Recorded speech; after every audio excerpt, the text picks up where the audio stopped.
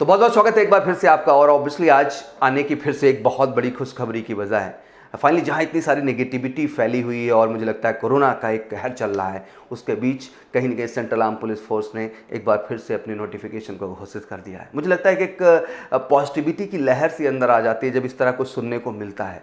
मुझे नहीं पता कि आगे क्या सिचुएशंस होती हैं, बट ये फॉर्म्स आकर के ये दर्शाते हैं कि हाँ बिल्कुल आप तैयार रहिए, अपने प्रिपरेशन को जारी रखिए। और वही एक्सपेक्टेशन है कि आने वाले अगस्त सितंबर अक्टूबर हमारे जो बच्चों के लिए एग्जाम हैं वो बिल्कुल वेल शेड्यूल्ड हों, प्लान्ड हों, सही तरीके से हों। और ऑब्वियसली जो इधर के भी एग्जाम हैं वो भी वेल प्लान्ड शेड्यूल तरीके से हो जाए, क्योंकि एग्जाम्स का होना बहुत ज़रूरी है। और लास्ट टाइम भी कहीं ना कहीं इंडियन डिफेंस फोर्सेज ने प्रूव किया था कि वो अपने एग्जाम कराएंगे। तो बिल्कुल ये तैयारी दिमाग में बैठा लो कि एग्जाम तो होंगे, बस यार जरूरी ये है कि उस एग्जाम के लिए आप खुद को कितना तैयार कर रहे हैं, कितना मेंटेन कर रहे हैं। इसी कड़ी में आगे बढ़ते हैं और आज बात करेंगे हम यूपीएससी सीपीएफ की 2021 की नोटिफिकेशन के विषय में। ऑब्वियसली बहुत सारे पहलू को मैं उठाऊंगा आज। एग्जाम डेट ऑब्वियसली आपको क्लियर है बहुत पहले से कि 8 अगस्त डिसाइडेड डेट है, और ईश्वर से हम यही मनाते हैं कि 8 अगस्त 2021 को ये एग्जाम हो, और ईश्वर चाहेंगे तो ज़रूर होगा। अब प्लेटफॉर्म को अप्लाई करने की बात करें तो 15 अप्रैल से लेके 5 मई तक का डेट दिया गया है। तो आज बातें बहुत सारी होंगी कि आखिर इसके अंतर्गत जो वैकेंसीज़ हैं, चाहे हम जितने भी बात करते हैं, बिकॉज असिस्टेंट कमांडेंट रैंक है तो ए ग्रेड की सर्विसेज हैं जिसमें कैटेगरी वाइज बांटा गया, जिसमें आपका बीएसएफ है, सीआरपीएफ है, सीआईएसएफ है, आईटीबीपी है, एसएसबी है, और सबकी प्रॉपर वैकेंसीज बनाई गई, जहां बीएसएफ 35 वैकेंसीज के साथ सीआरपीएफ 36, सीआईएसएफ आपका 67, आईटीबीपी 20 और एसएसबी आपका 1। That mean around 159 vacancy for the assistant commandant, जो कि मुझे लगता है कि बहुत ही गुड नंबर ऑफ अमाउंट है वैकेंसीज का। बॉर्डर सिक्योरिटी फोर्स के लिए, सेंट्रल रिजर्व पुलिस फोर्स के लिए, सेंट्रल इंडस्ट्रियल सिक्योरिटी फोर्स के लिए, इंडियन तिब्बत बॉर्डर पुलिस के लिए, और कहीं ना कहीं सशस्त्र सीमा बल के लिए। तो मुझे लगता है कि it's a great opportunity. All graduate candidate, जो भी हमारे ग्रेजुएट बच्चे हैं या अपेयरिंग हैं या ग्रेजुएशन कंप्लीट कर लिए हैं, मुझे लगता है कि आप सबके लिए गोल्डन अपॉर्चुनिटी है। कहीं ना कहीं अगर आपका वाकई में कमीशन सपना है फौज के अंदर, मैं जानता हूँ बहुत सारे बच्चों का सपना केवल मिलिट्री है, बट मुझे नहीं लगता कि पैरामिलिट्री भी ट्राई करना कहीं से कहीं तक बुरी है। सेंट्रल की फोर्सेस दोनों हैं, वो डिफेंस फोर्स है और ये पैरामिलिट्री फोर्स है। तो बिल्कुल आप सबको बिल्कुल बढ़ चढ़ के इसको आज के आज इस फॉर्म को अप्लाई करना चाहिए और ऑब्वियसली सीएपीएफ का हिस्सा बनना चाहिए। एग्जाम सेंटर्स की बात करें तो 41 सेंटर्स होंगे, जो कि आपको पता है कि यूपीएससी पैटर्न पे जितने सेंटर होते हैं उतने ही सेंटर सीपीएफ के आपके होंगे। एलिजिबिलिटी क्राइटेरिया ऑब्वियसली नेशनैलिटी आपके इंडियन होनी चाहिए। सिटीजन आप नेपाल भूटान के हैं, who meet the criteria laid by the government of the India are also eligible. अगर है एलिजिबिलिटी तो वो आ सकते हैं नेशनैलिटी के आधार पे। जेंडर की बात करें तो male and female both can apply, दोनों अप्लाई कर सकते हैं।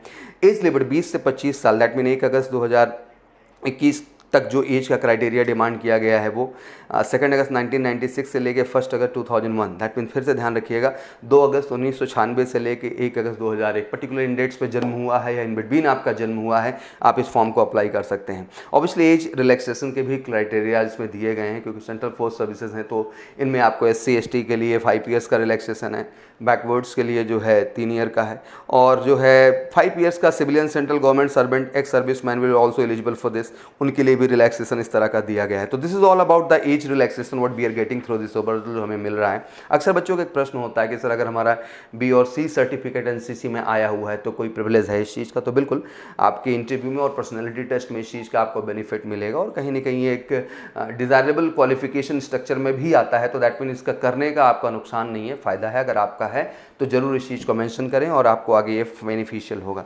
साथ ही साथ मैं बताना चाहता हूँ एग्ज़ाम जो है स्कीम रिटर्न का जो होता है 8 अगस्त को जो पेपर होगा 2 पार्ट में है। पहला जानते ही आप 10 to 12 जो कि नून का शेड्यूल है, 2 to 5 आपका जो है जो कि इवनिंग का शेड्यूल है। पेपर पैटर्न जैसा कि हम लोग जानते हैं कि 2 पार्ट में चीज़ें बटी हुई हैं, जिसमें part 1 general ability and intelligence जो कि 250 मार्क का है, 125 क्वेश्चन है, 2 नंबर ईच क्वेश्चन का है, ऑब्जेक्टिव टाइप है, इंग्लिश में भी पेपर है, हिंदी में भी पेपर है। तो बड़ा कमाल का कम्बिनेशन है जनरल एबिलिटी एंड इंटेलिजेंस का, जहां आप बिल्कुल जनरल स्टडीज़ के सारे syllabus, history, polity, geography, economics, general science का भी हिस्सा होगा, और पहले अर्थमेटिक और रीजनिंग के भी क्वेश्चन पूछे जाएंगे। 125 क्वेश्चन जो कि ऑब्जेक्टिव है, और अच्छा स्कोर करना होता है बिकॉज कट-ऑफ का जो क्राइटेरिया हमेशा से आता रहा है वो 120 ऑलमोस्ट पेपर 1 में आपका मेंटेन होता रहा है। तो ज़रूरी है कि आप एक अच्छा परफॉर्मेंस इस पार्ट पे दें। और ग्रेजुएशन लेवल का एग्जाम है, यूपीएससी कंडक्ट कर रही है, तो एग्जामिनेशन स्टैंडर्ड सेम है। जितने भी सीरियस एस्पिरेंट हैं मैं ये भी बताना चाहता हूँ कि बच्चा एक गोल्डन अपॉर्चुनिटी आप सबके लिए भी है, और आप सब भी इसके लिए बिल्कुल प्रयास करें। वहीं पेपर 2 की बात करते हैं तो जनरल स्टडीज़ से एंड कॉम्प्रहेंशन 200 नंबर है, जिसमें चीज़ें बटी हुई हैं प्रॉपर ढंग से। पूरी तरह से राइटिंग का भी ये टेस्ट है, जिसमें आप कह सकते हैं कि डिस्क्रिप्टिव पार्ट कहा जाता है पूरे के पूरे एग्जाम को, जहाँ 7 क्वेश्चन आपके सामने हैं, जिनमें आपका असे है जिसमें 4 असे आपके सामने होते हैं। हिंदी में भी ऑप्शंस आते हैं लिखने का, इंग्लिश में भी आता है। रिपोर्ट राइटिंग है आपका, काउंटर आर्गूमेंट है, कॉम्प्रहेंशन का पार्ट आपका इसमें ऐड ऑन किया जाता है। मैं प्रेसी राइटिंग आपके लिए इसमें ऐड किया गया है। साथ ही ग्रामर के भी कुछ क्वेश्चंस बनते हैं जिसमें प्रीपोजिशन से हैं, फ्रेजल वर्ब्स से हैं, एंड सिंटैक्स से हैं। अराउंड 20 क्वेश्चन वहाँ से भी जनरेट हो जाते हैं, जो कि 2 पार्ट में बांट दिया जाता है। मैं यही कहना चाहूँगा कि ये 200 का पेपर बड़ा ही इंटरेस्टिंग होता है और एक अच्छी प्रिपरेशन के साथ ही इस सेगमेंट में आप जाके अच्छा कर सकते हैं।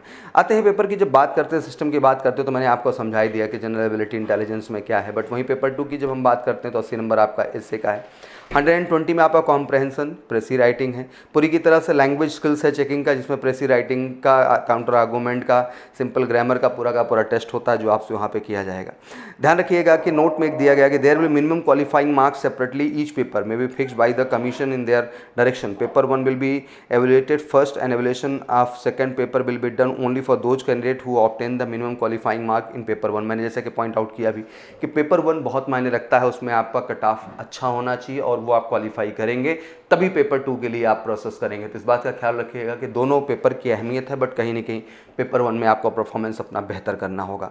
जैसे कि कहते हैं रिजल्ट की बात, तो सितंबर के एंड तक आपका रिजल्ट डिक्लेयर हो जाएगा and then you will go for the physical standard test, physical efficiency test and medical standard test के लिए आप गो थ्रू होंगे। फिजिकल स्टैंडर्ड में ऑब्वियसली हाइट, चेस्ट, वेट का क्राइटेरिया है। हाइट को लेकर बड़ा कन्फ्यूजन रहता है। मेल कैंडिडेट 165 एंड फीमेल के लिए 157 का क्राइटेरिया रखा गया है।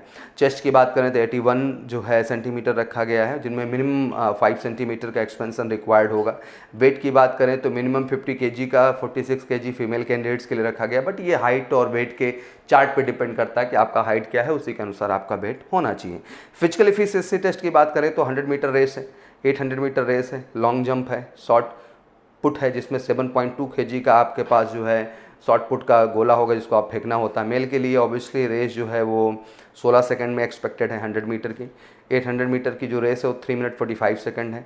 लॉन्ग जंप 3.5 मीटर, 3 चांस मिलेंगे, और शॉर्ट पुट मिनिमम जो आपको थ्रो करना है 4.5 मीटर। वहीं फीमेल के लिए वो 18 सेकंड हो जाएगा और आपका 800 मीटर जो है वो 4 मिनट 45 सेकंड हो जाएगा। लॉन्ग जंप है वो 3 मीटर रह जाएगी, 3 चांस मिलेंगे, और शॉर्ट पुट आपके लिए एलिजिबल नहीं है फीमेल कैंडिडेट के लिए। मेडिकल स्टैंडर्ड को लेके भी बड़ा कंफ्यूजन रहता है। तो देखिए वर्स आई का जो कंडीशन है, स्पैक्स लगे हों, दैट्स नॉट इशू। 6/6 का ही आई साइट का क्राइटेरिया है जिसमें डिफाइन किया गया है। LASIK laser also permitted provided if done after achieving the age of 18। 18 साल के बाद अगर हुआ है तो लेसिक लेजर भी कोई इशू नहीं है।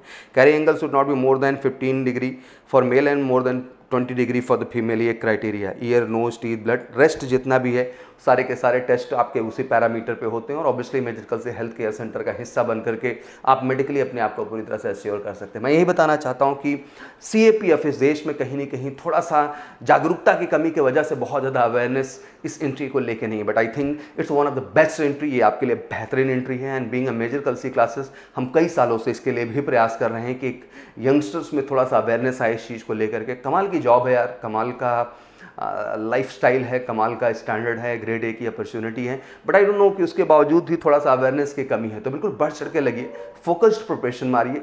आप जनरल एबिलिटी एंड इंटेलिजेंस में भी अच्छा करेंगे।